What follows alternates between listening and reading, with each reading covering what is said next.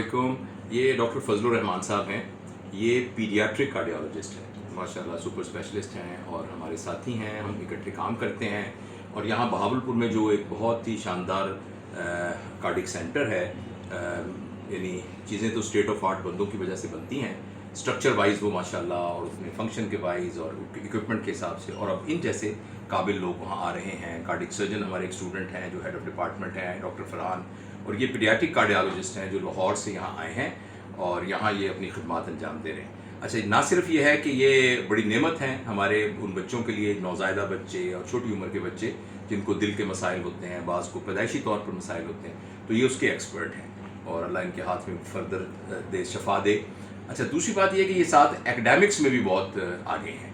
तो इन्होंने एक किताब लिखी है जो किताब अमेज़ॉन पे अवेलेबल है और वहाँ से पढ़ी जा सकती है, और ख़ास तौर पर किन लोगों के लिए वो फ़ायदेमंद है, उस किताब में क्या है, ये मैं सोचता हूँ कि डॉक्टर साहब खुद ही बताएं।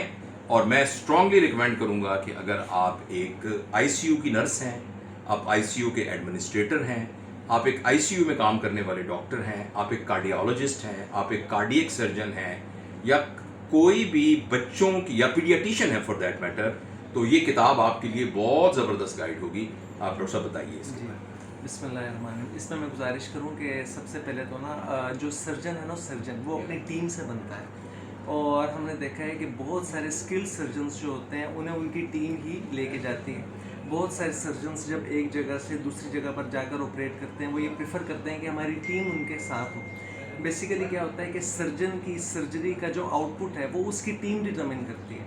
बहुत सारे लोग या बहुत सारे सर्जन्स जब देखते हैं कि टीम आगे मैनेज नहीं कर सकती पेशेंट को, या सर्जरी के बाद उसको लेके नहीं चल सकती, तो वो बहुत सारी चीज़ें जानने के बावजूद या उसका इल्म रखने के बावजूद नहीं करते। इसीलिए अब जो बाद की आईसीयू की टीम है, बेसिकली जब पेशेंट का एक दफ़ा सर्जरी हो गई और पेशेंट ने आईसीयू में जाना है, तो उसके बाद की जो टीम है उसका स्ट्रॉन्ग होना बहुत ज़रूरी है।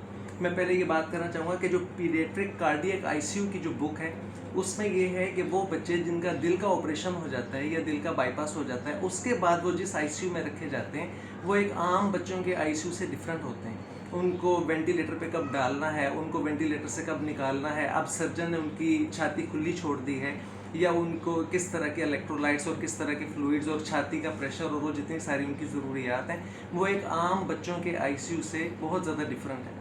उनको किस तरह लेके चलना है, ये एक नोवल स्पेशलिटी है। यानी कि पूरी दुनिया में तो इसके नाम से ही हायरिंग होती है कि पीडियाट्रिक कार्डियक इंटेंसिविस्ट चाहिए, लेकिन हमारे यहाँ चूँकि अभी ये चीज़ें ग्रो कर रही हैं, ये उस तरह नहीं है, इसीलिए इसको भी अमेज़ॉन पे लॉन्च किया, क्योंकि पूरी दुनिया में अगर इस नीश को टारगेट किया जाए तो इस पर कोई बहुत ज़्यादा लिटरेचर भी अवेलेबल नहीं है।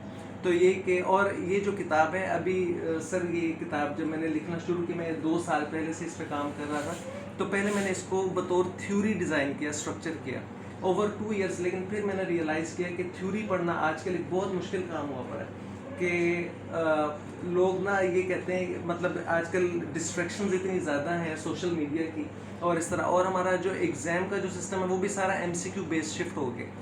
इसीलिए इस किताब को मैंने टोटल एमसीक्यू बेस पे शिफ्ट किया, यानी कि एक बंदा अगर पढ़ रहा है, बीच में उसने कहीं पे छोड़ा है, वो आके वहीं से उसको शुरू कर सकता है। और हर जो एक सिनेरियो एक रियल लाइफ सिनेरियो है, कि बच्चा बजाय इसके कि ये बताने के कि वेंटिलेटर में क्या होता है, बच्चे को वेंट पे डाला है तो क्या होगा, पूरा एक सिनेरियो बनाया कि ये बच्चा था, ये ऑपरेशन हुआ, वेंट की ये सेटिंग्स है, अब एबीजीज कराई हैं तो ये रिपोर्ट आई है, अब आगे क्या किया जा सकता है, और फिर उसके ऑप्शन दिए। उससे ये होता है कि ब्रेन स्टॉर्मिंग होती है, थिंकिंग स्ट्रॉन्ग होती है, और कैंडिडेट को खुद से पता चलता है, अच्छा अगर इस तरह हो तो मुझे ऐसे करना चाहिए।